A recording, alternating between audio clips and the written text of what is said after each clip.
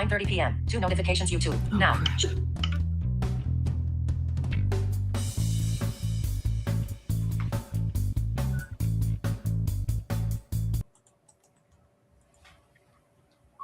p.m. 2 notifications. YouTube. Now. YouTube. Notifications. Good 15 minutes ago. evening. Welcome to Friday Night Live, folks. Yet again here. We are on the cusp of Memorial Day weekend here in the U.S. If you're a foreign listener, it's a holiday weekend here in the United States. And my name's Phil, Director of Operations for the Philadelphia Area Gaming Expo. 9:31 p.m. 2 notifications YouTube. Hey, Jen, you gotta turn down your notification thing. I know it's yeah. It's done. It wouldn't. It was locking on me. Oh, okay. All right. Okay. Well, we know Jen's here.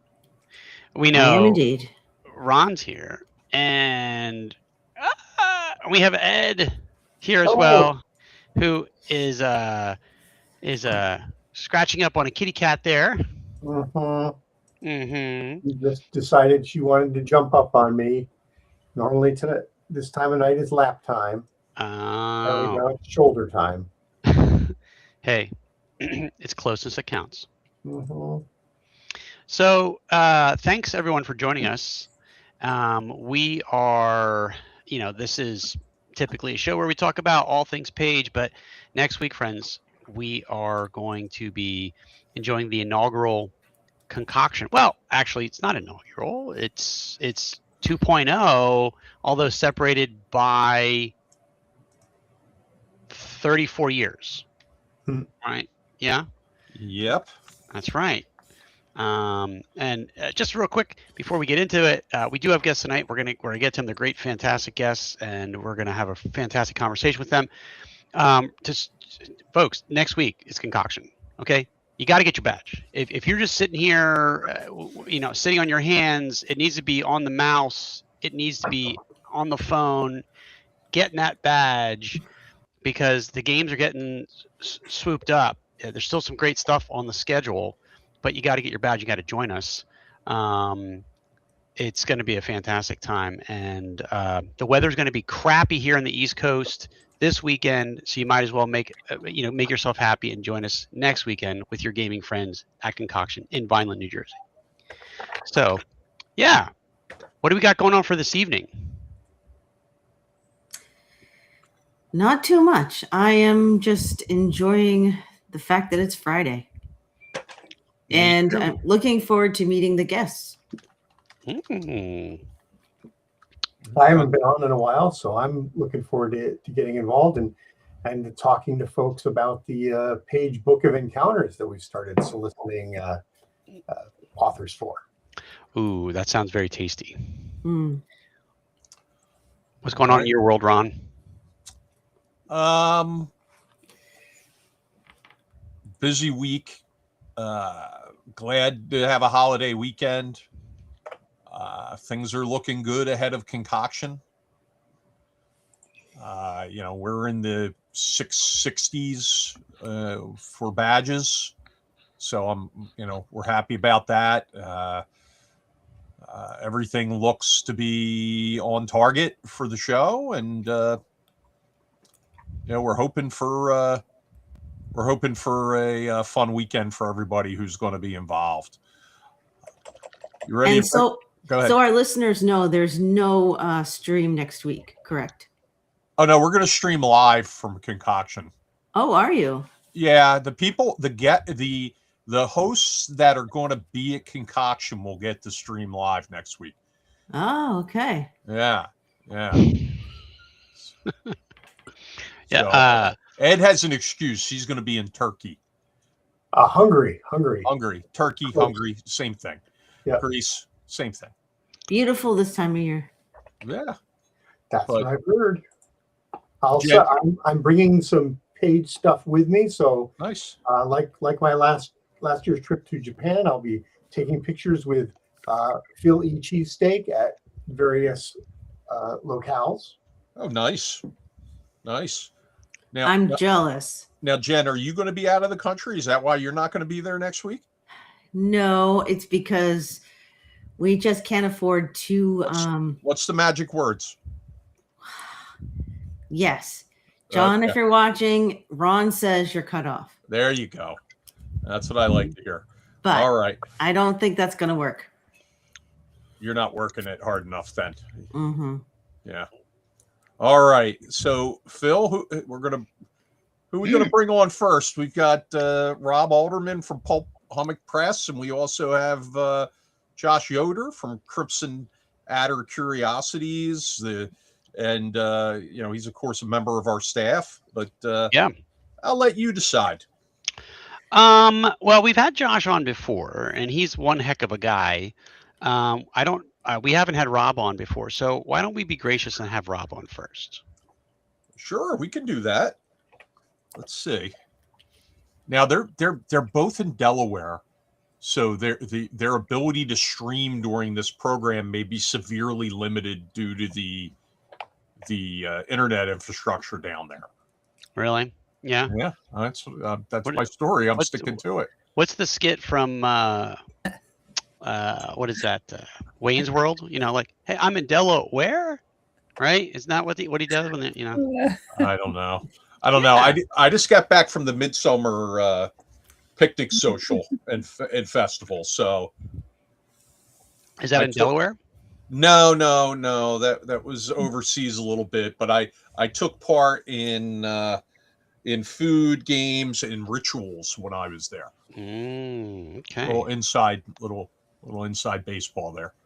Gotcha. Well, I see Rob on screen, so he has just joined us. Hey, All good right. evening. How's everyone doing? Good. How are you? Fantastic. I'm doing great. My 6-year-old son Kai really wants to be on the screen, so I'm like, stay over there. But if you see a little head, venture in. Well, hey, so, too tempting. Right. Too tempting. He wants to be a celebrity too. Yeah. No celebrities.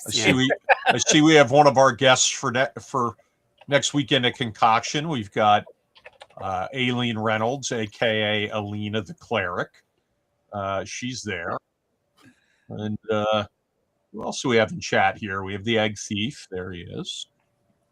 And we've got Elise, who's on her way down to Game Face this weekend. And we've got Mike Pastor, who's here as well. And of course, my Walking Dead GM, Ed Lopez.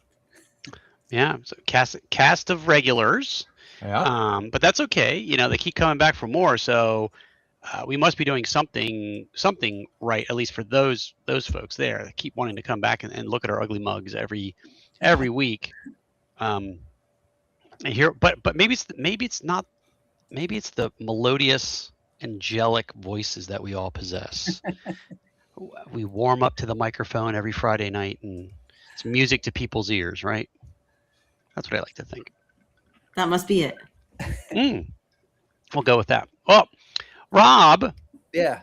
So, we want to hear about what's going on in your world. It looks like we've got something up on the screen here. Sure. You are the author of Forbidden North, right? Yep, that's me. Fantastic. Let's hear a little bit about that. What's all that project about? It's kind of just a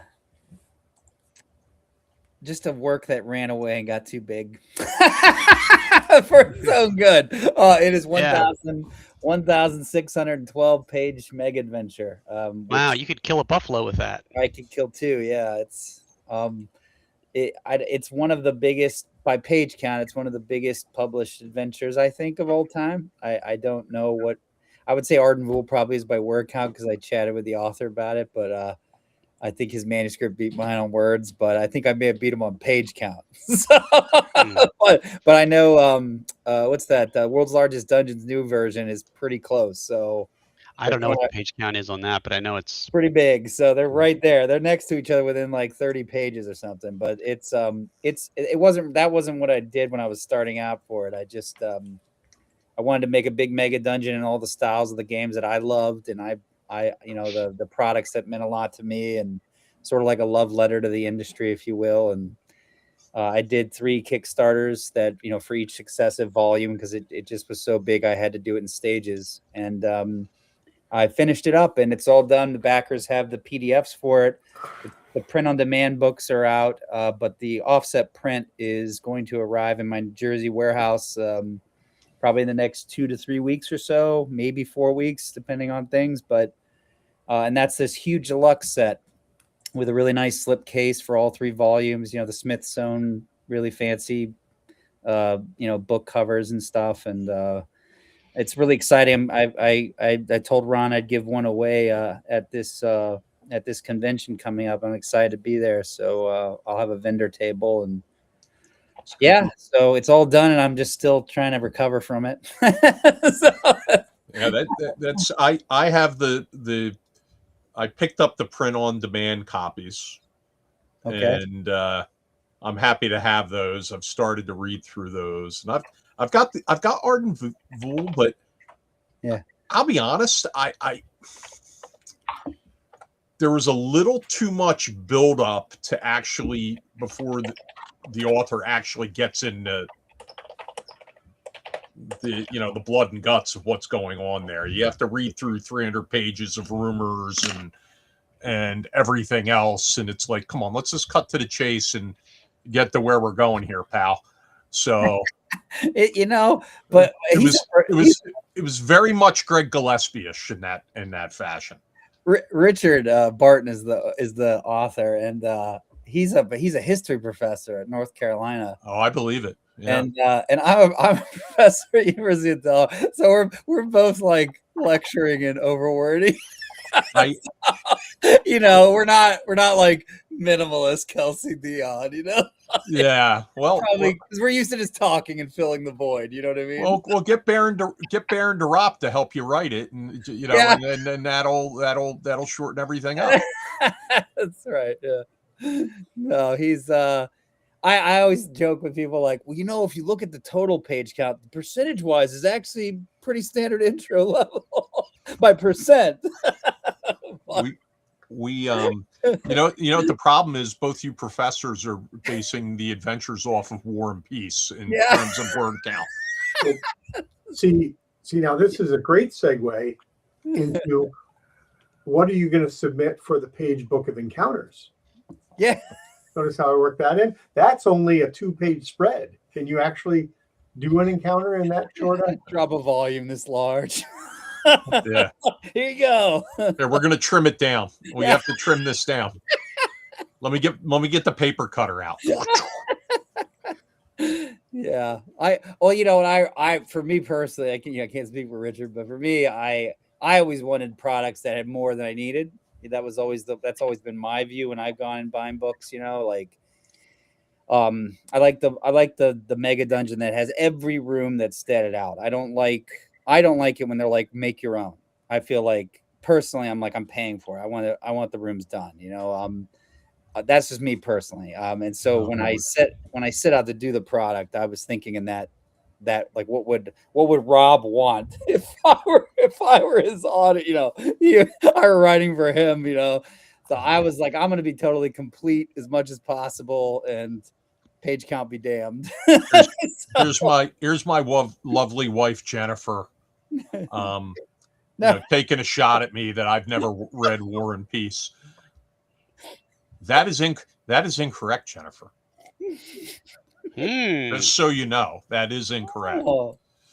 But if anybody was keeping an eye on Facebook this week, you will see that I'm living in a police state at my house. That there were 7 dozen eggs put out, and there was a sign on the eggs denoting there were 7 dozen eggs there, and quote, "Do not touch," was on there. So that's the sort of constant scrutiny and pressure I'm living under at my house. Did you? Well, there's plans for the eggs apparently. I don't know. I don't know. Yeah. Well, someone's absolutely ecstatic about those 7 dozen eggs. It must have happened when you were younger and had a longer attention span. Shots fired. No, That's actually pretty funny.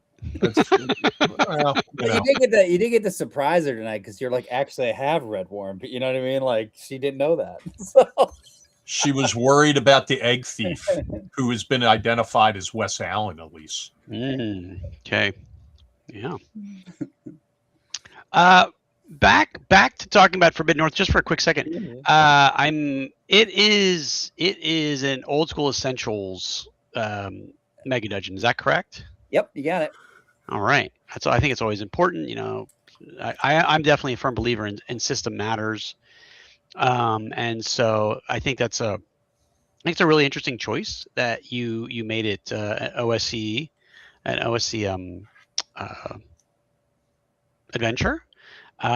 Very dedicated following of fans, I feel, for OSC. Yeah. Was it Demonic Grimoire? Is that the one that's the kickstarting right now? Yes. Big expansion. Yeah. Yeah, and that's doing fantastic. So they've got their fans. So that's really great. How long did it take you to make that from start to finish? 10 years. Wow. About 9.5 actually, but if you count this fulfillment period here, it's been 10 years. I wasn't writing it very fast though. In the beginning, I was, it was like on and off on the side, and I actually forgot about it for like 2 years at one point. Like I found it in the beginnings of it in a drawer when I was cleaning out one of my university offices and moving to another one. This is not good marketing, Rob. Yeah, well, that's how it happened. You know? Just put it out there. You're not marketing this right. Yeah, I'm just being honest. It's it was a labor of love, and it was a side thing, and that slowly kind of grew into something more. And I didn't expect to get any fans. When I finally kickstarted it, I'd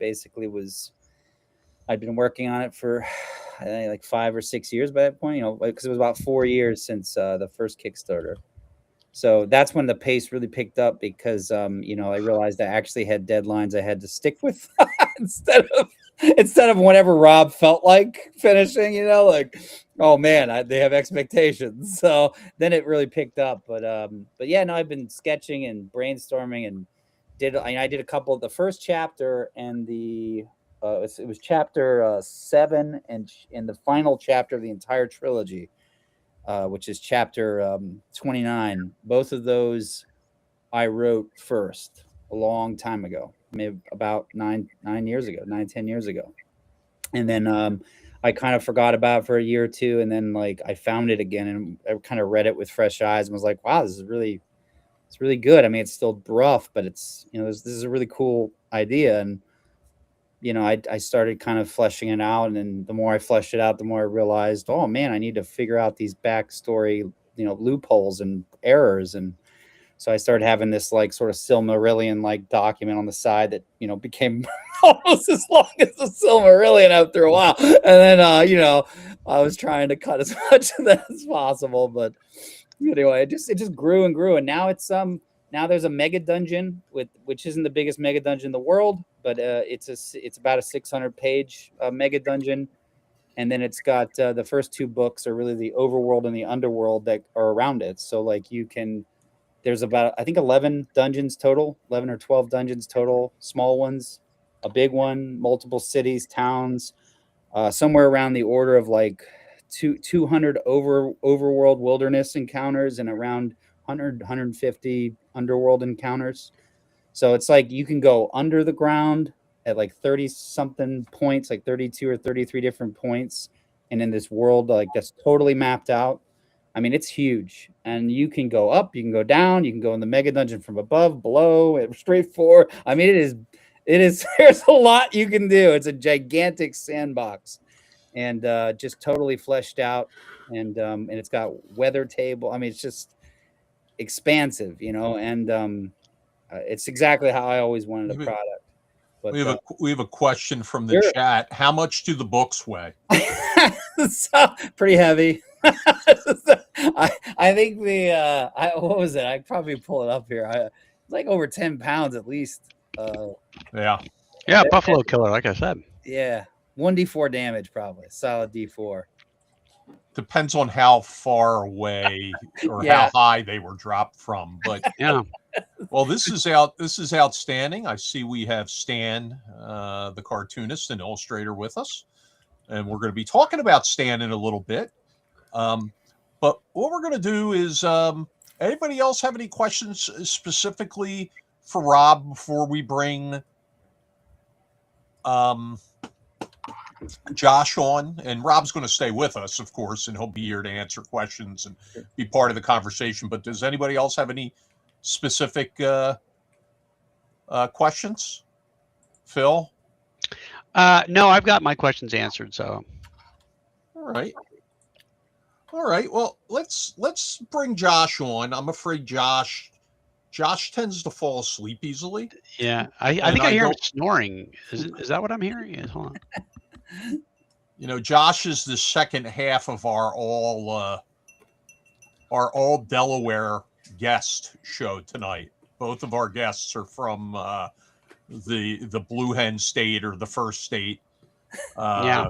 If you will, and here they are. Kent, Sussex, or Newcastle? Which counties are you in? Newcastle here. Kent. Killer Okay. Kent. Killer Kent. But we've determined he's south of Dover, which means he's in slower lower. Slower low. Okay. Yep, little bit of Delaware joke, Ron. When I saw your Midsummer shirt, I thought it was I thought it was an Arden Fair shirt. Maybe knows what that is. No, did you think it was Pumpkin Chunkin'? No. How about Apple Scrapple? Oh, wow, you're deep in the Delaware lore. Listen. I could do an entire program on the history of Millsboro, Delaware, like the very sordid, racially charged history of Millsboro, Delaware. When it was segregated, there were 5 different schools down there. Whoa. They had a Native American school, an African American school, what they called a Moore school. Yeah, it was something else. And there's a couple of famous stories down there. And I picked up an old history book. I was reading through it, and it turned out there's a pretty deplorable monument that was about, I don't know, 1,000 yards from a house I owned. Whoa. Yeah. So not great. But well, if anybody's wondering, I was born in Wilmington, Delaware, in a little small town called Arden. It's like a hippie town. So no, really? That's cool. So Josh, you have a couple cool things going on. Of course, you're with Crimson Adder Curiousities, is where people know you best. Yep. But now you have a new initiative going on, which is a crowdfunding initiative. Do you want to talk about that a little bit? Yeah. So me and a couple of my buddies, John Hambum McGuire, Joy Royale, Brian Shutter, we are starting our own crowdfunding platform for indie creators, by indie creators, to help the little guys thrive in a world that is saturated by big budget funding and corporate ran funding programs. We really wanted to have a place where the indie artists can grow and learn and create without having to worry about being drowned out by bigger projects. Oh, see, it's real quick. My wife, trying to be thrifty, says we're going to ride down to Delaware to get that. Honey, from the couch, you can see where the books are already sitting on the bookshelf under the TV. So too late for that. That ship has literally sailed. But so Wes Allen says Staple Cult is really exciting. Thank you, Wes. Yeah, I saw this pop up a couple of days ago, and I thought to myself, okay, this is a little bit of a surprise. It's not like every day you wake up and say, I'm going to start a crowdfunding platform. But for anyone out there, like, as this likely gets picked up by various like websites and news sources or what have you, because I'm feeling this probably will be something that some of the news podcasts, RPG podcasts, will likely pick up just because it's an interesting topic. How would you answer the question? How is Staple Cult going to be any different than, say, Itch? Because when you say indie crowd, well, how's that going to be different? So Itch does some crowdfunding, Yeah. but a lot of the things they primarily do are digital.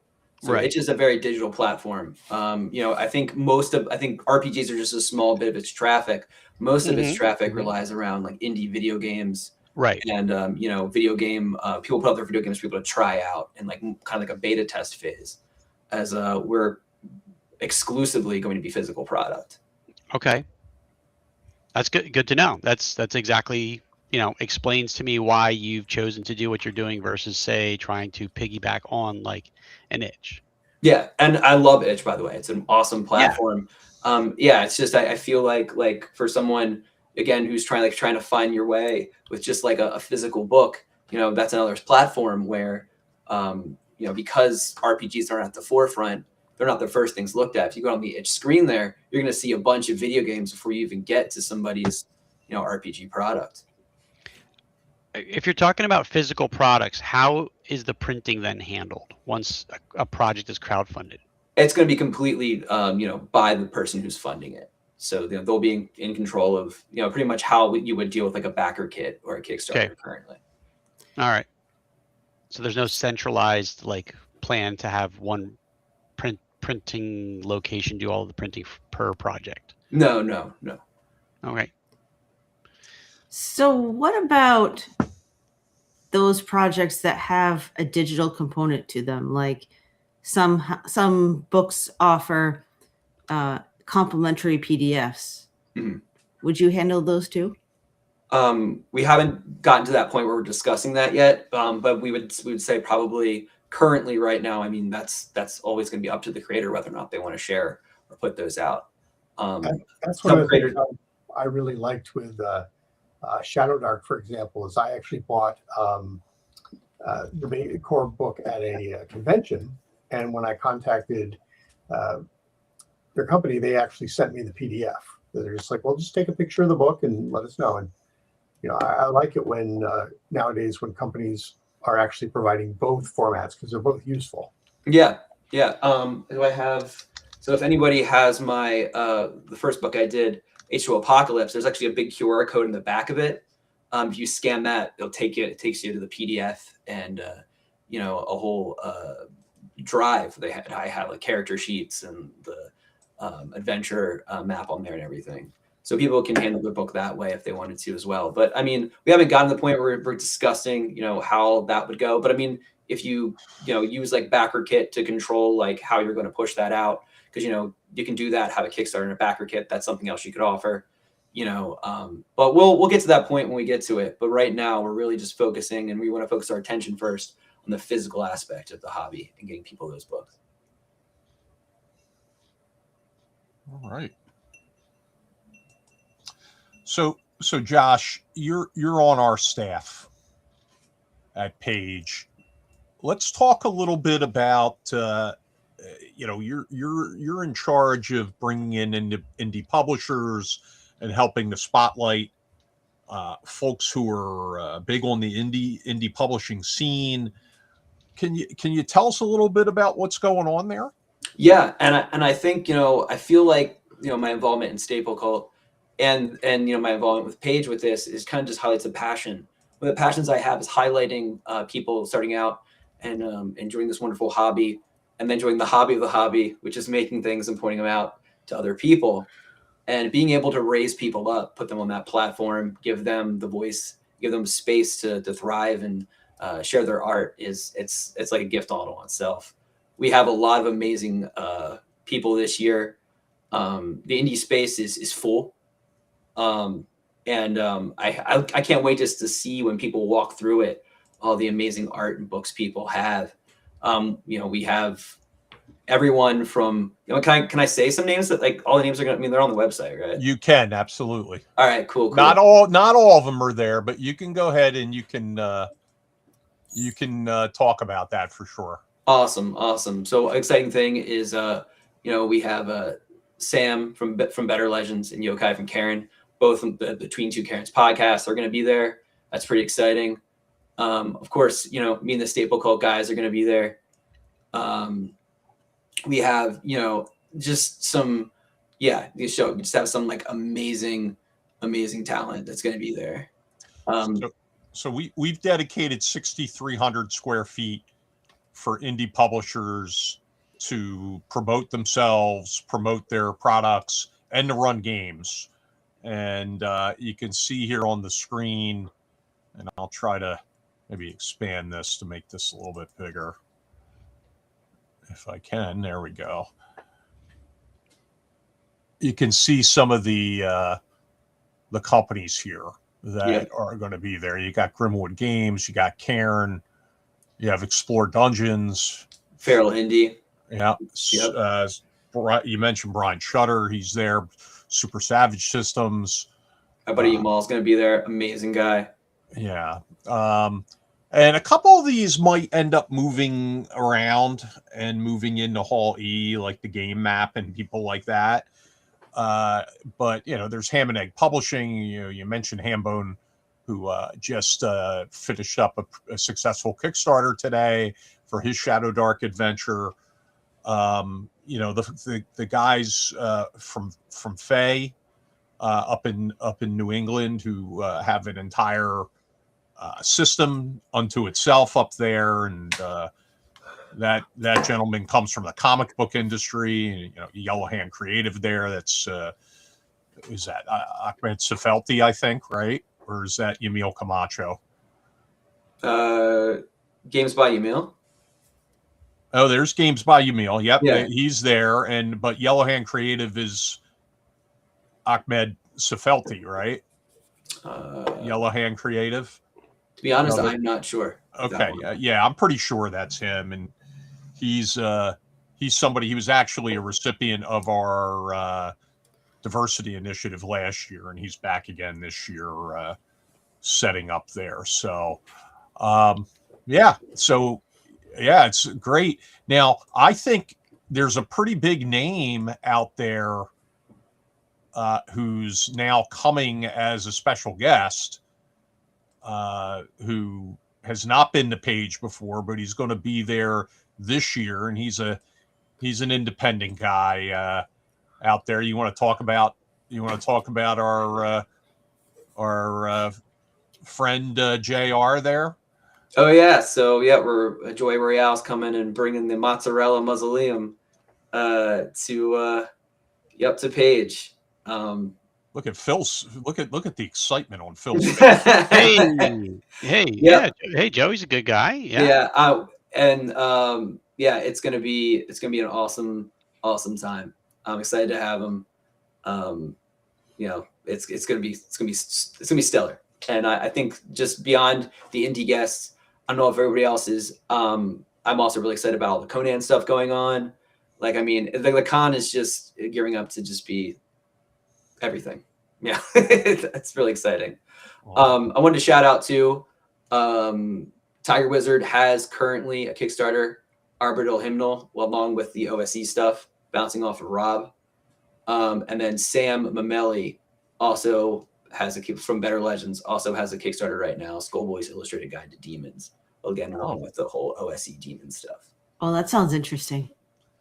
Wow. Mm-hmm. All right, we've had a couple of notes from the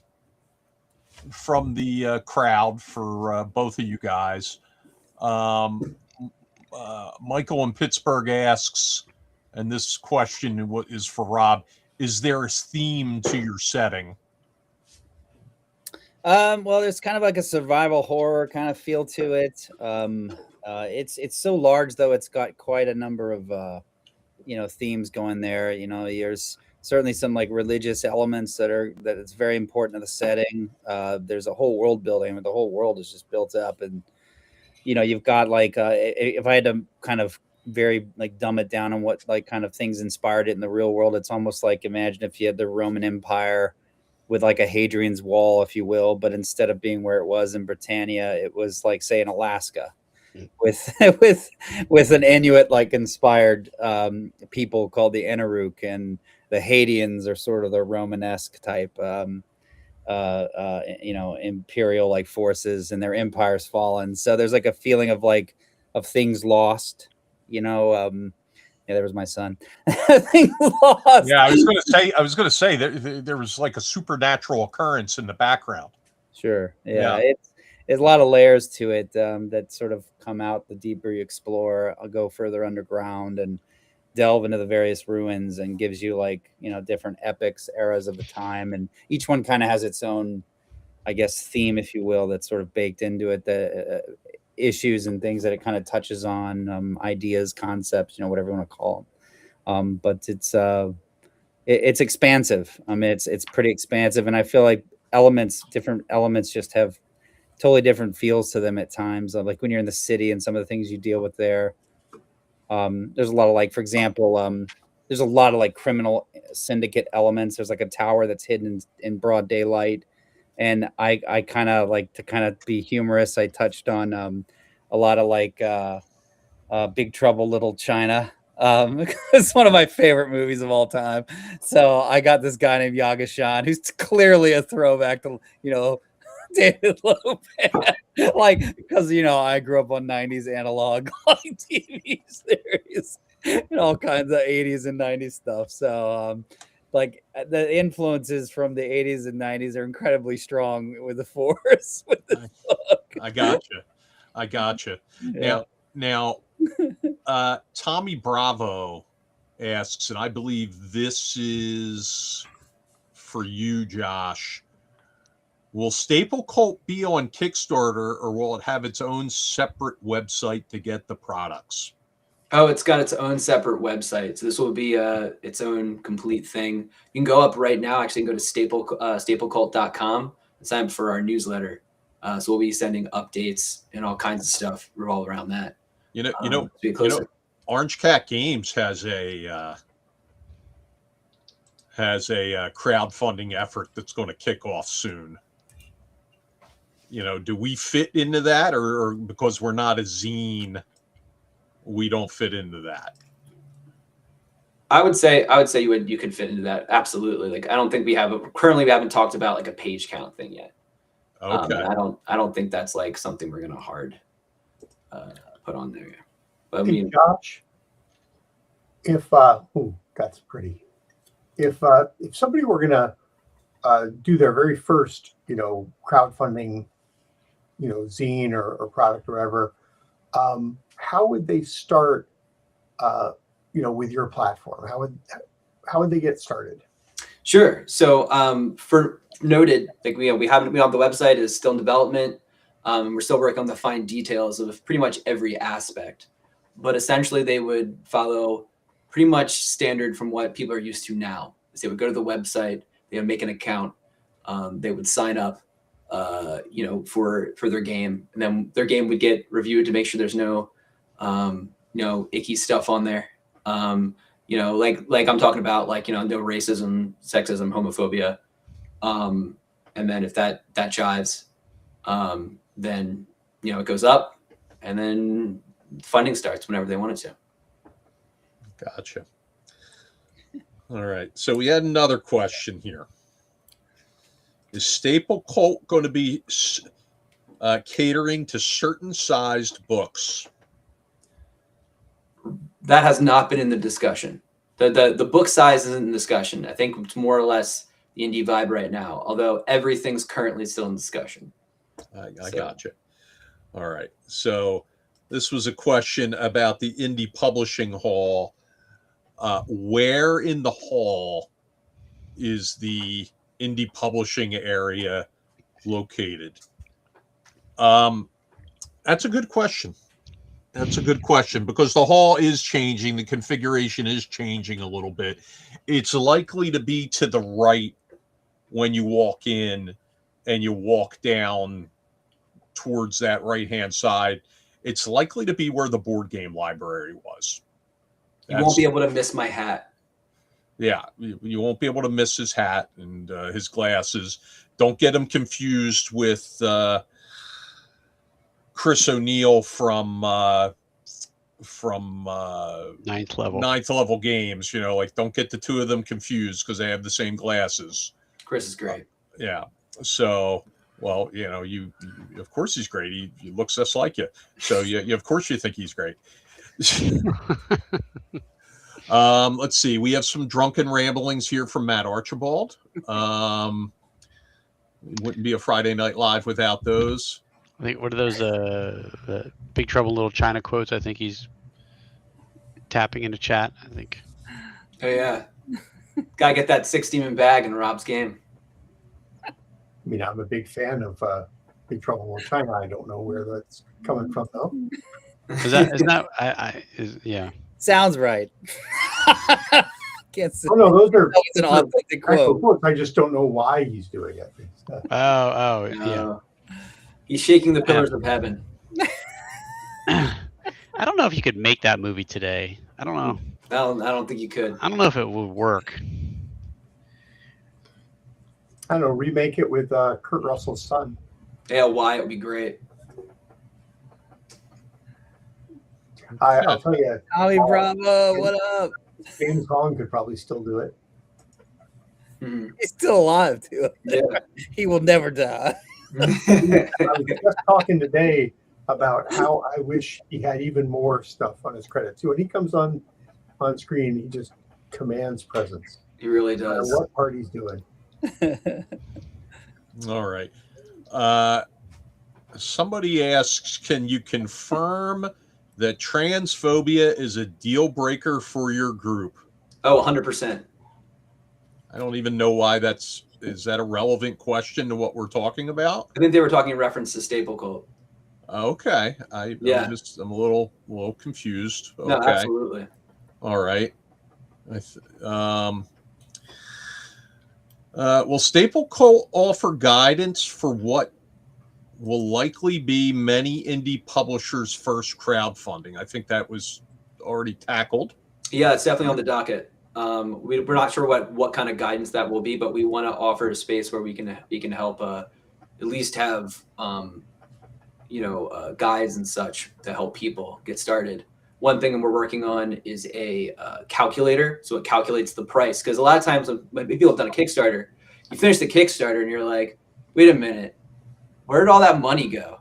And the fees aren't. Yeah, Rob's laughing.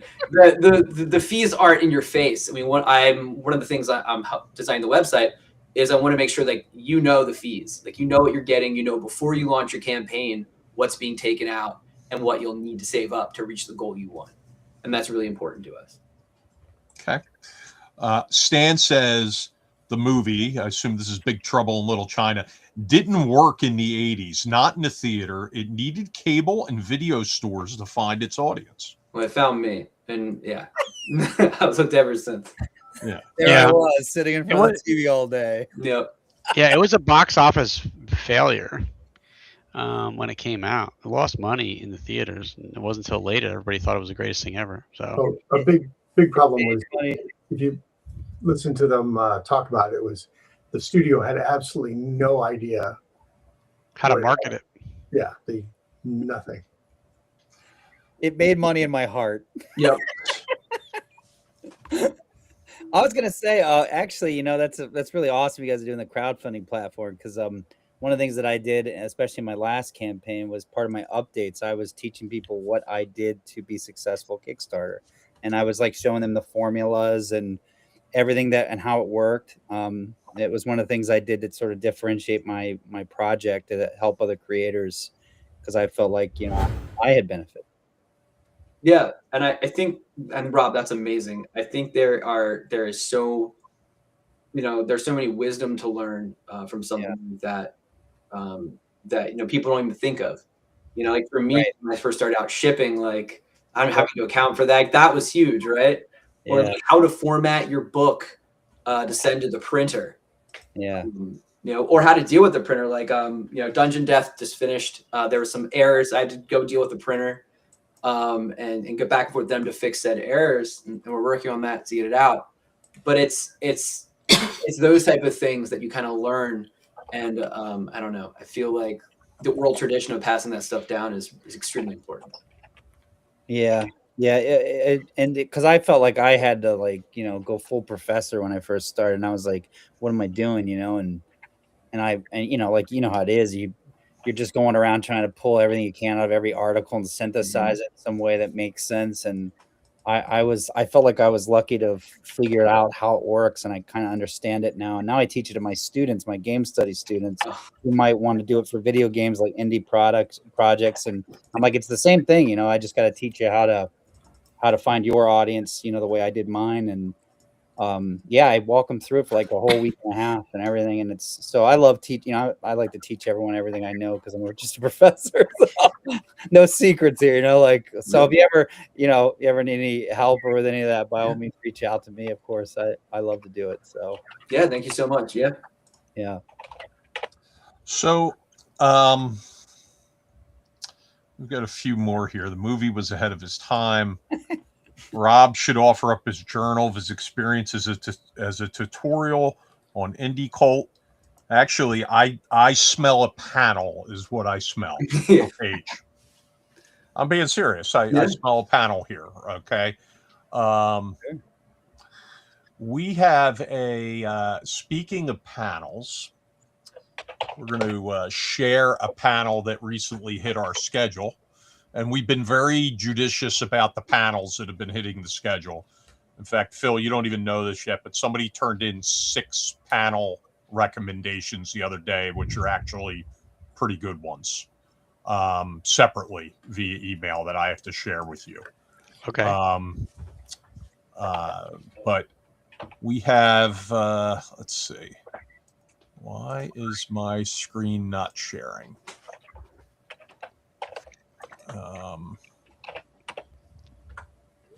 All right, hold on.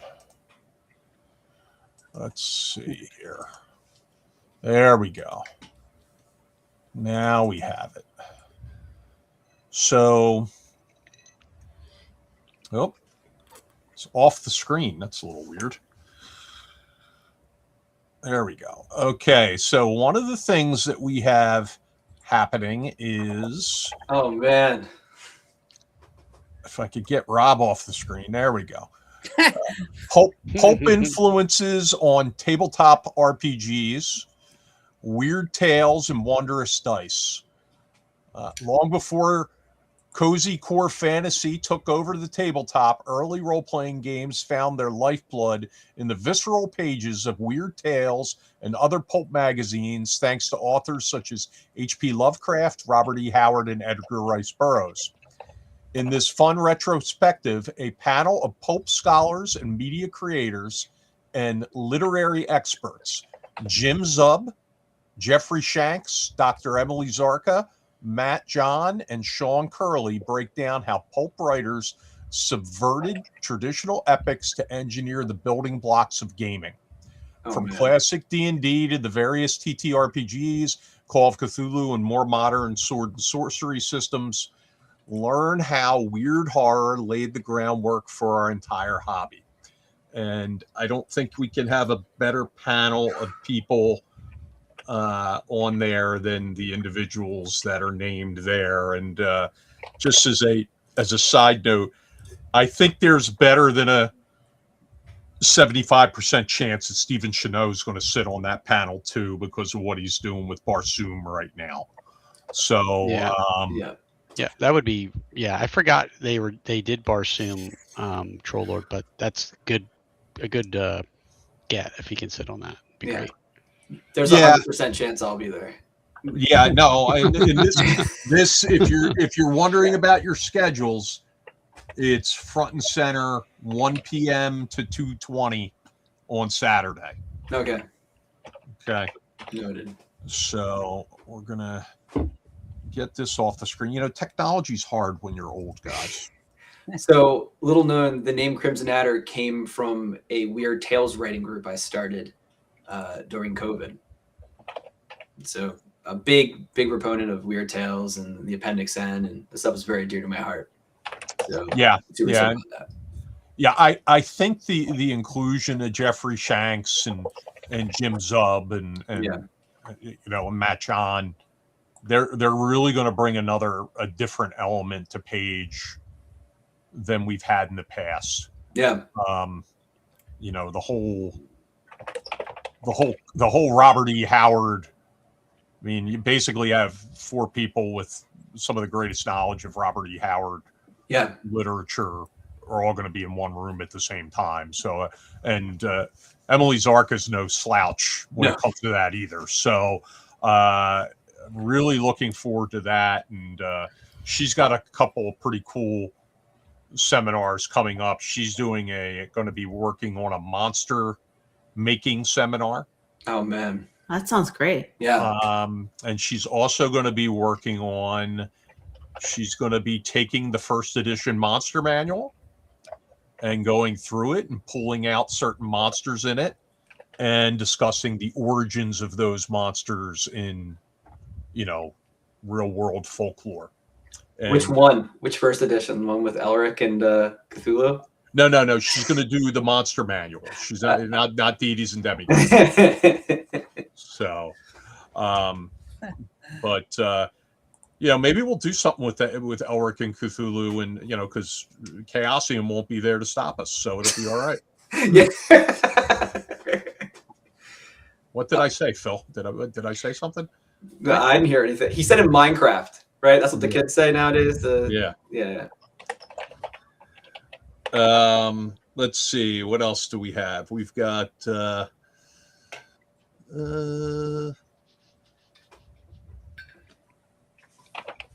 Speaking of Elric, right? There's 2 Elric RPGs coming out next year, which is crazy. Yeah. It's nuts. Yeah. Free League and Goodman Games. And Goodman Games. Yeah, that's right. The Yeah. original. So let's talk about it. I want to talk about this. I always want to talk about this. Okay. So, you know, Free League goes after the big IP games, right? That is their thing. So, you know, what they have is they don't have Elric, they have the setting, correct? I think they have like the whole Storm, because it's called Stormbringer. So yeah, but they're not calling it Elric. They're calling it Stormbringer, right? Right. Calling it something else, and then Goodman has Elric. Yeah. So how that dance is going to work, I'm really interested to see. I'm also interested to see who does the better job with it. It should be interesting. I mean, you know, whether you think DCC is, you know, some people think DCC is uniquely suited for Elric type play. I have a pretty high level of confidence in Free League's work. Yeah. I really enjoy their games, so it's going to be interesting. Yeah, you're going to have a traditional D20 based game system in DCC, well, and some of the other odd dice and so forth. Taking a whack at it, and then I'm assuming that Free League is going to be using the Year Zero engine for their version of it. If it's not broke, don't fix it. Yeah, it's gonna be 1 for 1 Dragonbane. They already said, so it's gonna be like they're just. Yeah, that's right. They're using Dragonbanes. Yeah. So that's D20 as well. So I guess they're not. Yeah, they're going to be using. That's right. They are using Dragonbane. So it's going to be interesting, and you know what? I want to support both. I don't know if it makes sense to support both right up front, because by supporting meaning I want to try to play, and you know, there's only so many systems you can throw at your group. Yeah. Right. Like so we'll see. We'll see which way it'll go. Yeah. I wonder, I mean, both of them now know each other's licensing plans exist. So, you know, you're going, you know, you're going to think to yourself, well, okay, we have to do this right, or we have to there's no overthinking. It's Right. we all have to do as much thinking as possible because it's going to be two relatively competing RPGs with the same intellectual property to some degree, and I don't know. It's interesting these really huge Kickstarters and crowdfunding campaigns lately, where you're seeing whether it's Dungeon Crawler Carl eclipsing over $13 million, and Legends of Advantris doing their Neon Odyssey 5e space opera campaign, which is still going on, which is the $9 or $10 million. And people are saying, well, is it are people starting to back away from supporting crowdfunding projects? Are the crowdfunding project platforms too many projects? I don't know. I mean, the money's still there. You got all the demon month stuff. Some of those projects are doing a little bit better than others. But I guess the way I see it is it's competition for the market. Everyone has to make really great stuff. Wouldn't it be nice if there was a place where, sorry to cut you off, Scott, yeah, wouldn't it be nice if there was a place where you weren't overshadowed by all those? I was just going to say that. Yeah. I mean, well, I was getting staple cult, right? But you beat me to it. But yeah, no, it's right, exactly right. And there are people. I think some people. I'm surprised sometimes, and maybe I don't know. I live in my own separate world here, where like crowdfunding is like my hobby, right? Like I'm like back. And I don't care what platform it's on as long as the project's cool. But there's people that I know, they're like, I don't back anything on Kickstarter or whatever for, I don't know, philosophical reasons or what have you. 4 years ago they talked about NFTs, and that pissed me off, and so I don't back anything on Kickstarter and stuff like that. You read that. Mm-hmm. But and then a little project gets lost. Mm-hmm. So I agree. But no matter which product you decide to buy to play, in the world of Elric and Michael Moorcock and all that good stuff, no matter which one, you'll be able to use the Adventurer's Log to keep track of all your loot and foes overcome. Coming soon from Orange Cat Games, with art from Chet Minton, Stan, Lynn Redder, Joey Dossel, and Chandra Ryer. So, you keep track of your treasure. You can put maps in it. You can keep track of notable individuals you've met, notable locales. All your stuff will be in one place. It'll be awesome. That cover's gorgeous. I was gonna say, I love the cover. I gotta say, I love the cover. That's a beautiful Ron layout, just so you know.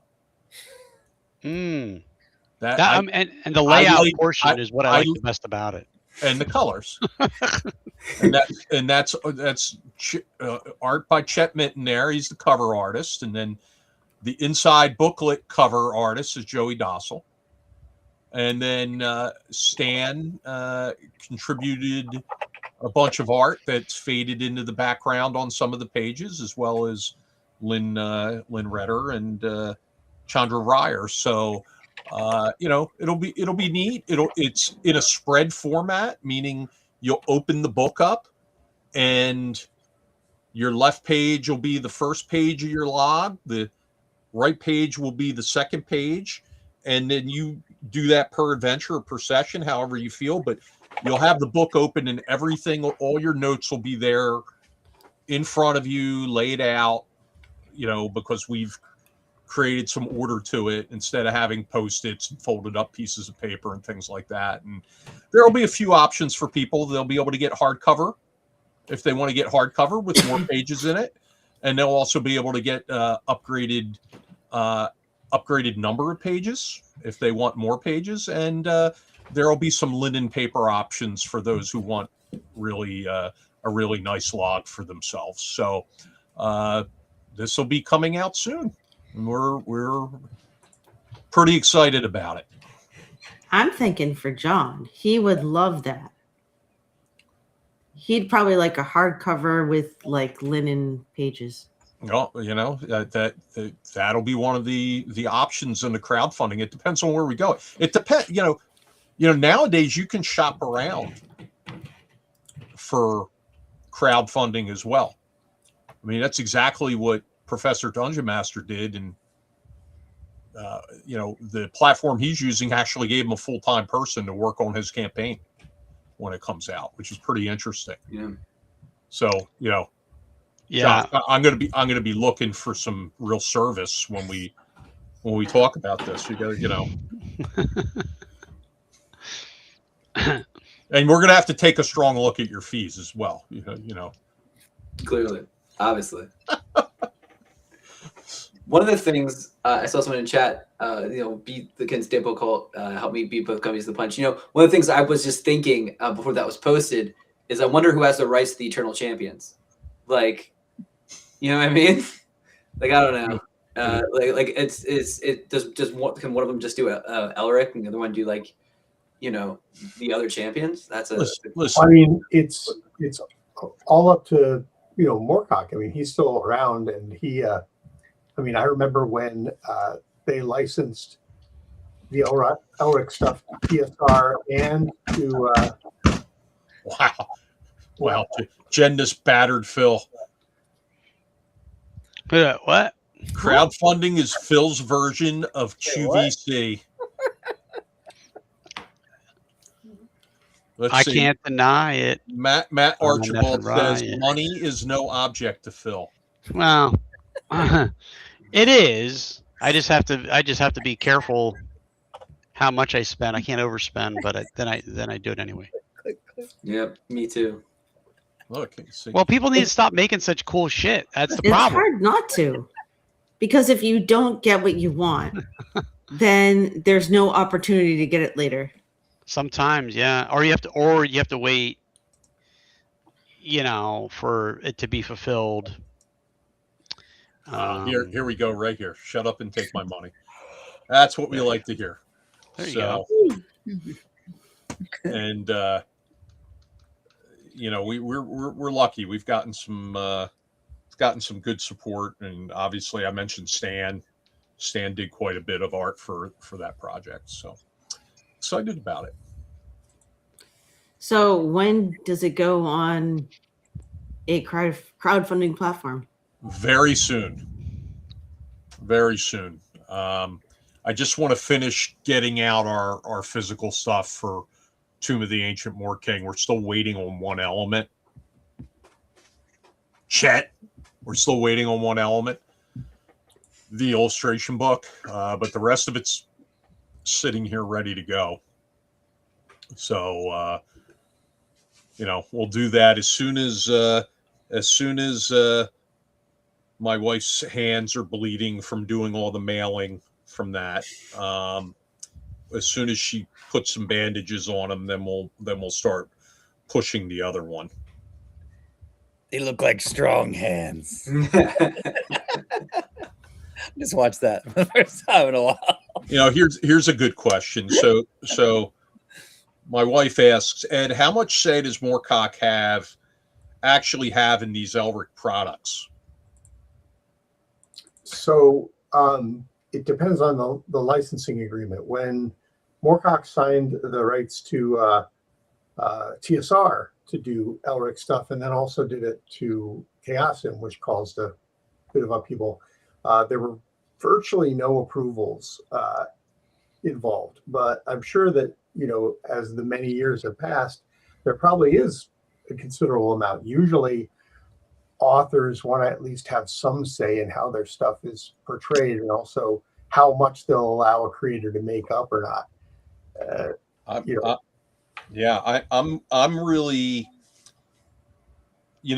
Jen, that'll be a good question during the there's going to be certainly a Conan related panel at Page, strictly Conan related, and I suspect Jeffrey Shanks actually has a lot of authority there in terms of what can happen with the Conan board game and the Conan RPG, because I think he has some role in oversight to make sure it's staying within parameters. I don't know how that works, but he's mentioned it a couple of times on his YouTube program, as well as on the Conan YouTube program. It's been intimated that they seek his guidance on certain things. So we'll, but that is a good question. It really is, because I mean, it's weird. When Iron Crown had the old Middle Earth license, Tolkien Enterprises was very strict, but they were also incredibly cooperative. They worked very closely with Iron Crown to make sure that stuff actually could get published, but there were just certain things they were not allowed to even touch. It's kind of why they stayed in the age that they did, which was cool. Speaking of Iron Crown, Phil's really excited. He's trying to reach out to Iron Crown, the new Iron Crown, to bring him to Page. Oh, that'd be awesome. That'd be great. Yeah, I ran into them at Gen Con last year. I guess I don't know. When I think of was it Rollmaster, right? Yeah.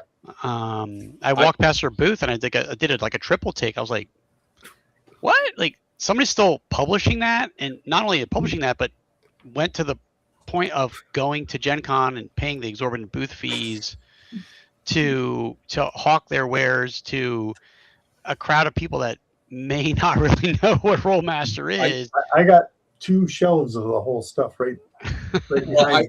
I'm part of I have a circle of friends that are very much into Iron Crown's Middle Earth role playing and Rollmaster. And in fact, we started a Middle Earth campaign in, I think, the late 80s, and we're still trying to finish our 3rd combat. I knew that joke was coming. As soon as I knew it was coming. Did you know that joke was coming? Yeah, because I've heard about it 1,000 times. Yeah. Yep. And I played MERP back in the day. I was in high school. I liked it. Well, it was interesting when you're talking about the size of the giant adventure and all that, and how you like having so much more than you need. I remember I ran a MERP campaign for 7 continuous years, weekly game, very few breaks, and we started using the Bree of the Barrow Downs module, which basically outlines Bree and the surrounding area. Yep. And I could not get my players to leave the area. I kept trying to lead them to different parts of the world. They always wanted to come back because they loved it so much. So really, that 32-page adventure was the core of a 7-year campaign with other stuff forced in as much as I could, but it was crazy. That's awesome. They must have really loved it. They did. Lord. I love those products. Yeah. I think I have every PDF. I used to have a lot of the books, but someone convinced me a long time ago to sell my stuff, and I'm like, what have I done? Oh no! All the Planescape books. No, $8 billion to buy them back. You're like, never mind.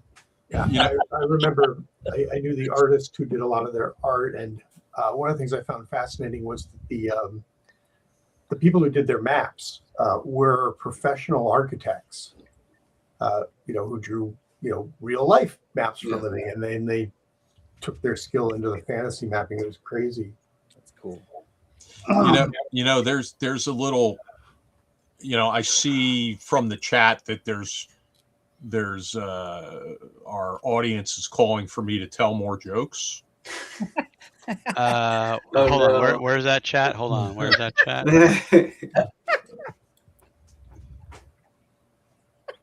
All right, I'll tell one, just one tonight. All right. Did you hear that oxygen and potassium went on a date? No. It went okay. Mm-hmm. Terrible. What? Rob loves Yeah. it. Rob loves it. Well, Phil's like, Sharon- I have no idea what that means because that sounds like chemical tables, and they don't teach us that in archaeology school. Ron was hoping for at least 2 helium atoms. Yeah. Yeah, I know K is the chemical symbol for potassium. I do know. I get the joke. Yeah. Yeah, you get it. Sure? But a more important question I think is like, what do you call an attorney that does martial arts? What? A self-defense lawyer.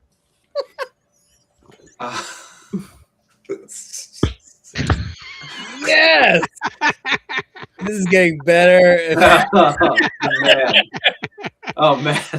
That was so good. Ron didn't even react. That was so good. That one did get me. I always thought the next evolution of Iron Man should be female. No.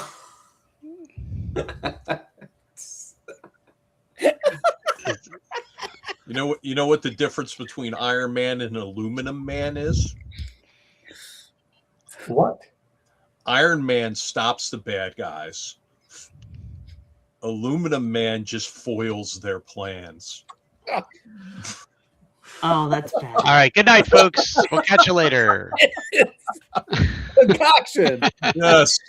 Well, Talk about my bad marketing. Right now I'm seeing Stan in the background sketching away madly. This is exactly the sort of thing that would come up in our weekly games that he would be sketching. Oh my goodness. Periodic table jokes by Ron. It's the next product that's about to pop. Yeah. Oh, yeah. All right. So before everybody's driven away by this highbrow humor, does anybody have any questions for either Rob or Josh about anything? Anything. By the way, Rob, we got to make plans to play some Forbidden North at Days of Nights, man. Heck yeah. I would love to. I would love to dig into that. The book looks amazing. Speaking of Planescape, some of the best art I think that's ever come out of RPGs. I mean, you've got Braum, you've got Tony Viterelli. I mean, yeah. I was a kid and remember like back in like second edition days, everyone had like their box set that they were into, and mine was like I was trying to be different because I was like nobody knows that one or that one. It was like it was either Birthright or Planescape, and that cover art of that first box set got me, and I was like, what is this? And I just grabbed it, and I remember I couldn't stop poring over the pages. I was just like, I would just look out the window, my ADHD, I would like, dream of plane hopping like all day long. It was such a huge influence on me. Same. I was just in Days of Nights last week looking at, they have some Planescape books there, and I was looking through them. Yeah. So. Yeah. That's a great store. I was there recently. In fact, they should have concoction stuff out at the counter there, but soon to be switching over to Philadelphia Area Gaming Expo marketing stuff. There's a question: is Rob going to be here? Going to be at page 4? I assume so, right? Yeah. Rob? Yeah, absolutely. Yeah. It's local. It's easy to get to. 100%. Yeah, he's going to be at Concoction this next weekend. Heck yeah! You know who's not at Concoction next weekend? Oh, don't get me started. Jen and Josh aren't at Concoction next weekend because you know why? Their priorities are all messed up. I'm taking my wife dancing. Huh? I'm taking my wife dancing. And I have to work, and so does John. You can't do that on like one of the days.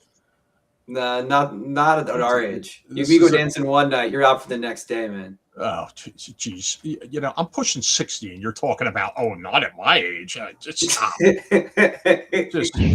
Hey, it's serious business, you know. Yeah, I mean, no, look, I'm almost 40. Yeah, 40 he didn't tell you what I'm kind of almost dancing. 40. I swear, I'm going to punch you right in the ribs when I see you next.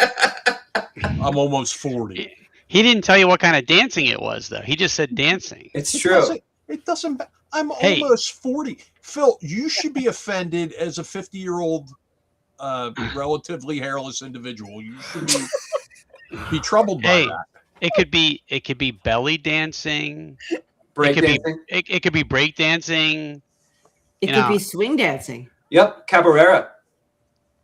Yeah, I don't yeah. think so. I don't they could think be so. doing flamenco dancing. You know, a Now lot of we're going stomping and clapping. We're going to a goth club in Philly. There's a question here. Is Rob running a game at Concoction? 2 games. He's running 2 games. There you go. Friday and Wow. Saturday. 2 p.m. on Friday, 1 p.m. on Saturday, I think. Are they Forbidden North games? Yeah. One's supposed to, well, they're both technically Fort Eichenbar. I think Tommy played that, but I was thinking about swapping one up with another chapter. I don't know if I'm allowed to do that. Probably not, but whatever. Here's somebody speaking with some authority. Yeah. Just real quick, the Saturday game still has tickets, folks. So if you want to play Gods of Forbidden North with the creator, there's a Saturday 1 p.m. 3 tickets left in that game. So hop on that.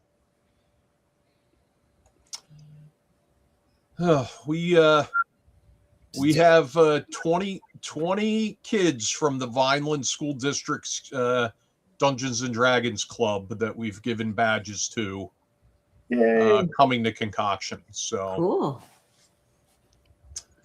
that should be interesting.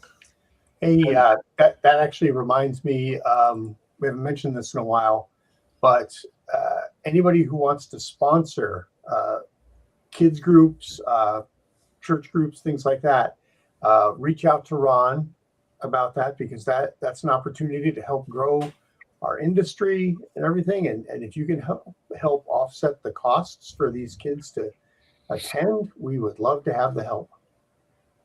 That's awesome. Yeah.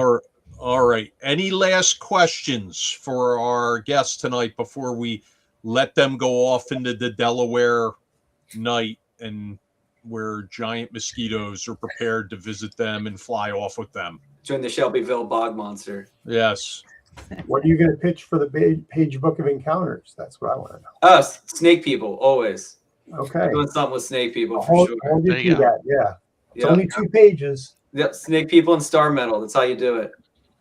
There you go. We killed a bunch of snake men in our Conan game last weekend. Yeah. Yes, we did.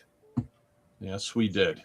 So this question's for both of you. What's your favorite non-D&D system? Ooh.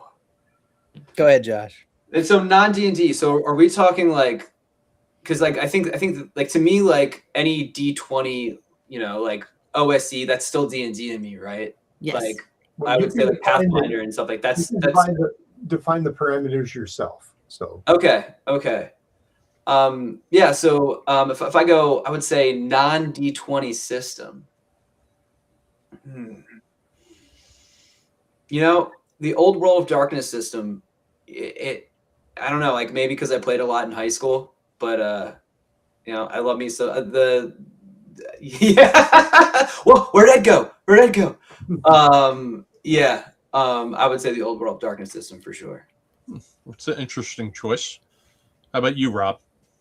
It'd be a toss-up. Probably lately, my favorite's been Free League's Walking Dead. Oh, It's so much fun. Yeah, it's awesome. I've ran at a bunch of conventions, and it's just we're the loudest group whenever we play that game. It's more fun than any other game. it's such a great campaign game. It is. Because you can have a group where you don't have to depend on everybody being there. Right. Because if they're not there, then they're just hanging out at the Haven working on a project, right? Yeah. And then who's ever there just goes out and does their thing, whether you're going on runs or you have set goals or whatever they are. I really enjoy the Walking Dead campaign that I'm in, and I think everybody on the call knows or at least has met Ed Lopez before at Page, but you know, he's an outstanding GM. He plans extremely well, and you know, he makes the game fun.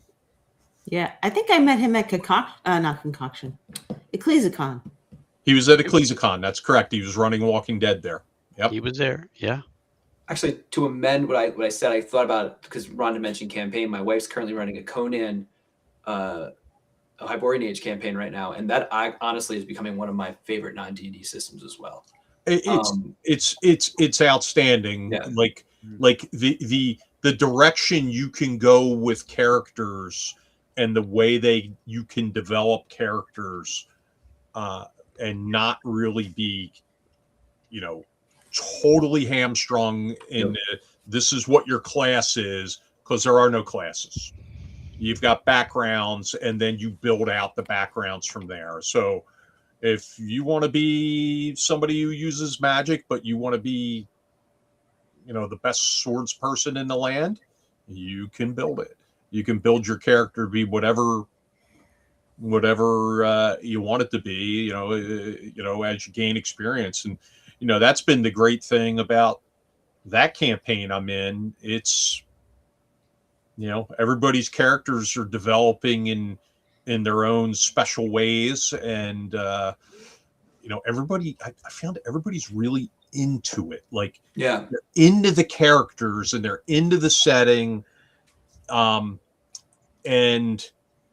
it's almost like the setting is bigger than your characters, and you want to be kind of true to the setting. And I'm immensely enjoying that game, and that's Anthony Simeone who's running that, and he's of course our Down the Dark Stairway manager, which is a very important job for Paige. I think he ran something like 400 people through that last year, which is a lot. That's a lot to run through. I'm so glad Chet isn't on tonight, because the rumors are exaggerated that I made young girls cry during Clayorama last weekend, or a couple weekends ago at Ecclesiacon. So just, I just want to mention that again. I didn't make any children cry. Their poor choices in the game made them cry. Oh, I see. Blame their choices. Yes. Oh, Jennifer, D6 Star Wars First Edition's my very close second favorite. Oh, cool. I've yet to try that, but I've played the Fantasy Flight Star Wars, and I love that system. I've read it, never gotten to play it, but I was a D6 guy, so me and Cool. my buckets of dice, baby. Keep it easy, right? Right. So much fun. Definitely. All right. So I don't see any other questions coming in. Let's do this. We let in with Rob, so we'll let Rob lead out. Give us your last words before we let you go off into the night. Thank you for having me on here. Concoction's going to be awesome. You should all go to Concoction and Page and Concoction and Page over and over again. They're amazing events. Page blew my mind. It was so fun. So I'm really excited about Concoction. I always like the smaller ones, actually, because I feel like when you go to those, you really get to meet like everyone there. I don't know. It's a lot of fun. So I can't wait to meet everyone who's going to be there. Let's do this Vineland, New Jersey, baby. That's right. And appreciate the kind words. I can confirm there are tacos. There's a taco vendor in the convention hall. Oh, now I'm jealous. Good. I love tacos. Yeah, you're not going to be there, though. So your next priorities year. are all messed up. Next year. we'll get tacos next year together, Jen. All right. All right. Well, okay. So, Josh, what do you want to lead out with, other than the fact that your priorities are also all messed up? What do you want to lead out with? What do you want to leave us with tonight? Yeah, a couple of things. Staplecult.com. Join the mailing list if that's something you're interested in. I think you should be, because I think what we're creating right now is a really cool, not only space, but a community. Also, when you go to these cons, I know Dragon's Vault is pretty close, in Vineland right there. Check out the local gaming stores.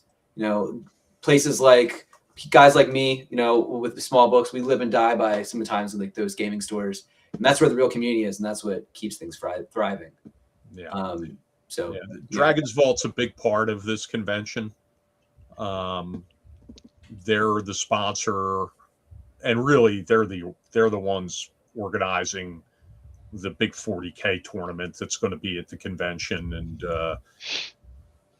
we just closed out registrations for the 40K tournament today, but there's going to be 24 people competing in that tournament, which is and one of their celebs, their YouTube celebs, are coming in to compete. Yeah, they're not. He sent me a note today saying I can't find the refund. I can't figure out how to get a refund. I can't make the convention. I said, well, yeah, there's no refund, so I don't know what to tell you. I mean, if you buy a ticket to a Phillies game, you can't return it. So it's the same thing. So yeah, so Trevi wasn't happy that he couldn't get a refund, and I'm like, well, welcome to the world of going to conventions. You don't get refunds on your badges. Don't know what to tell you. So, yep. Perhaps he can go to the Midsummer Picnic Social and participate in rituals. So, all right, guys. Well, we're going to let you go for the evening. And we appreciate you coming on, and we will see you both soon. We're not going to see Josh soon. You're gonna see me tomorrow, right? Aren't you gonna? I think I'm out. I let Brian. I let Justin know I wasn't coming today. Okay. So yeah. Well, I'll be there. When I saw the if you have a vendor booth, you can't leave until 9:00 on Sunday. I kind of. I'll be there. Yeah. Oh, good. I'll definitely say hi. Yeah, we definitely want to be there because the Peabody Heights Brewing Company is awesome space. So yeah. And they, by the way, if it rains tomorrow, they are opening up like their warehouse space to cover the stuff that would have been outdoors. Let's. I will give a bit of advice for tomorrow. It is a nice show. A lot of indie creators there. If you're going there to play, bring earplugs. Okay, because it's loud. It's a loud place. It's a brewery, so it's loud. Just have your earplugs because that was a little tough last year. So and Phil, Ed, and I, and my wife Jen and Rory, we were in a Shadow Dark game last year. Mm-hmm. Yeah, in the cat room, so it was very, very, very, very memorable. So. Look at Phil. Look at Phil. No, it's memorable.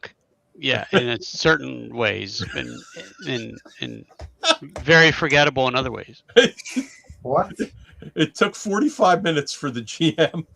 Oh, yeah. It took him 45 minutes to go through his campaign world with us. We're God, yeah. Is any of this information relevant to today's game? Yeah, and 45 minutes of campaign lore building before we got it. I kind of blocked some of that out. I mean, the fight with the giant was fun. I don't even remember the fight with the giant. I remember being in a swamp or something like that at the very end. We were in a swamp, correct. We were in a swamp. I remember the swamp. Yes. Yeah. I remember getting texts from a certain person going, "What the hell's happening?" I'll think about that as I drink the Shadow Dark beer that's going to be there this weekend. So yeah, Josh, I do want to ask you to do two things when you're there. Okay, one, can you get me a can of that since it's got the page logo on it? Yeah. Okay, and the second thing is, can you hit up Craig from DCC? Yeah, he's going to give us convention support. If you can grab that, and then I'll drive down to your place next week and grab it for concoction. Yeah, man. Yeah. Just hit him up. Say, hey, Ron couldn't make it. He said you were going to give him some convention support, and just start grabbing boxes off the table. Just take whatever you want. Sounds good. All right, guys. We're going to let you head off into the evening. All right. Thank you for having us on. Really. Thank you. See you, Rob. Yep. See you, Have a Josh. great weekend. Thanks for coming. You all too. Okay. So there we go. Phil, Yes. what else we got going on? Oh,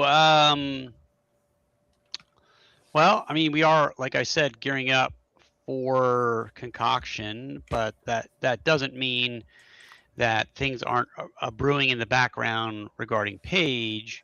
I know. Let's see here. We had announced the return of Bill Slavisek as a special guest of Page. We returning. That was announced. I'm just scrolling back here through posts. Stacey King, it was announced as a guest at Page. First time special guest. So she'll be joining us. Writer and Tiger Wizard. We announced Tiger Wizard as a guest. And Obviously, we announced Joey Royale tonight. and Joy Royale and announced tonight. And Angeli Smith, I think we also announced her. I don't believe we had mentioned her previously, Yes. but Angeli Smith is joining us. And she'll be coming in over from the UK. Correct. That's awesome. Yeah. That is correct. And of course, she's with myminifactory.com. Yeah.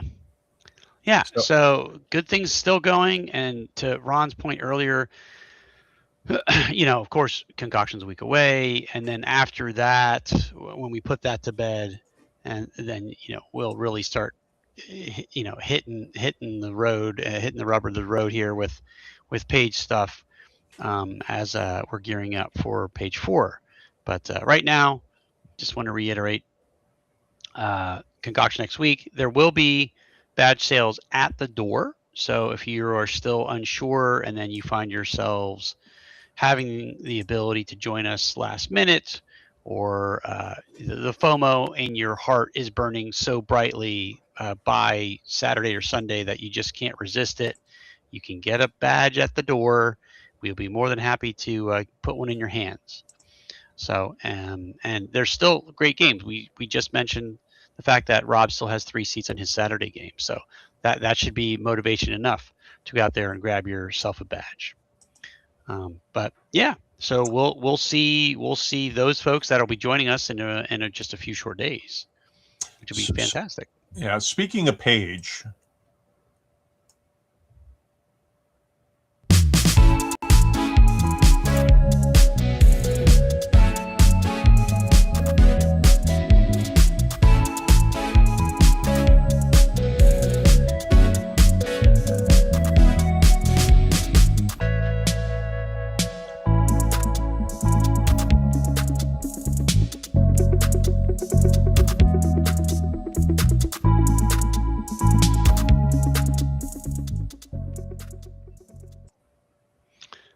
Yeah, look at those great promotional graphics there, folks. That's some good stuff.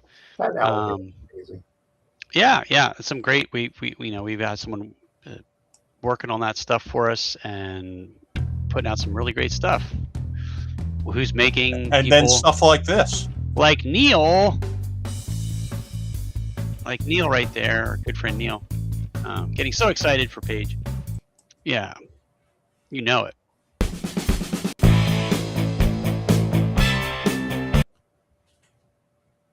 It's tough for me. I hit the wrong buttons all the time. Yeah, it's just those sausage fingers. I don't know what's going on over there. Yes. No, we're good. We have some great seminars that are going to be announced over the next few weeks as we put this schedule together, folks. The seminars and panels are going to be outstanding at Page this year. We're going to have fewer of them. We're cutting out one of the small seminar rooms that we used last year, and we're using that as a GM lounge instead. So the guests and GMs will have 2 special guests, and GMs will have 2 dedicated individual spaces for themselves off the convention floor to grab something to eat and rest and print things out and things like that. So to do that, we cut out one of the small areas. So we're being a little more particular about some of the submissions. It's not that we don't think they're all great, but we can tell you they're not all going to make the cut this year, and we'll be letting people know as we move forward which ones are happening and which ones are going to end up getting combined with other ones to make larger panel discussions. Right. Yeah, it's a compromise we'll have to make in order to use the space that we have to address the needs that we have. So it'd be great if we could miraculously get another room to have some of these additional panels, but it is what it is, and like Ron said, we'll have to be a little more choosy this year when it comes to panels. So other than that, maybe it's time to say goodbye to all of our audience attendees this evening. Yeah, I think we're there. Do we want to give away something from Troll Lord Games? We can try. I thought of a trivia question last week. I don't know if anybody wants to throw one out there off the top of their head.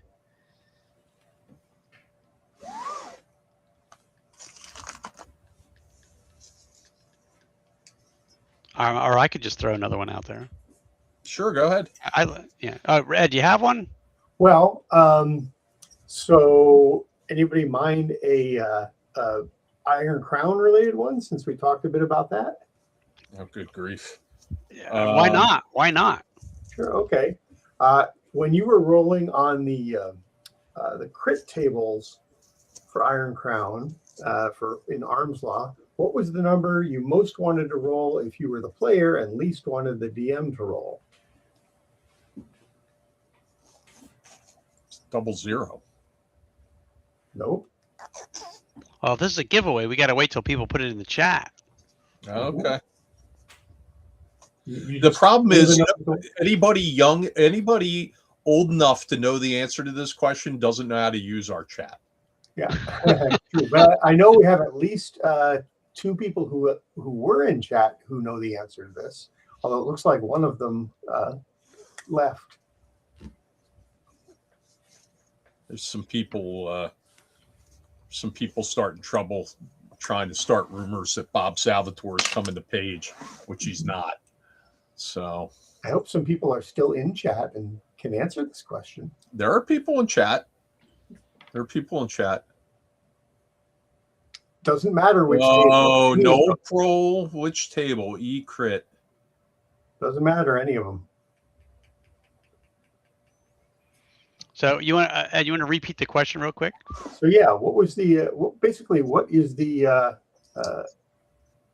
universally most powerful number you could roll on a Arms Law critical table, also spell law for that matter? And yes, the columns did matter to some extent, but somebody says 21. It's not 21. I can always pull out an example if you want that. No, yeah, but I mean afterwards. Well, you're narrowing it down. We've now narrowed down 2 numbers because it is percentile based, so it's not 00 and it's not 21. Yeah, right. I knew it was percentile based. So that might give it away to somebody. I don't know.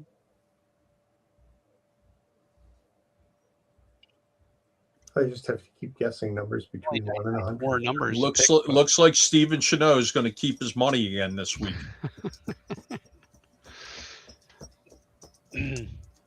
All right. We don't have any takers. Want me to reveal the answer? Sure. Right. Yeah. For any of you who still have your Arms Law or spell law books, you should open them up and take a look. It's the number 66. They put 66 in as a sort of a really powerful critical number, so they always wanted it to be a threat. So no matter what your modifiers were, something bad could always happen. You didn't need to roll a 00 or have a +20 modifier. You rolled 66 on any of those tables, and it was bad news. I wonder why they chose that number. Probably because of the number of the beast minus a digit, I suppose. I don't know that, actually. I just know the rationale behind why they did it. I don't know why they landed on 66. The late Kevin Barrett told me about it. Oh, okay. All right. Well, listen, couple things before we go. Ed, enjoy your trip. You're traveling, and you're not going to be with us next couple of weeks. No, I'm going to miss out on concoction. Take lots of pictures. I will. And we're not going to have Jen with us next week because she's not coming to concoction. Wait. You said there was a stream. I'll stream with you. Well, you can watch, but we're going to be participating live with people at the event. I'm 100% sure we're going to have Matt John on with us next week. Oh, okay. Well, then have a good time. Yep. We'll be, we'll all be having a good time except for you because you're not there. I'll figure out something to do. Okay. All right. And with that being said, Jen, you want to take us out and say goodbye to the watchers since you're not going to see them for 2 weeks? Well, thank you all for attending, and I hope you have a great weekend. I hope that you'll get your concoction tickets, even though I can't go. You guys can, and enjoy it because it's going to be awesome. And I want a full report because I'm planning on being there next year. All right. Good night, everybody. Good night. Night.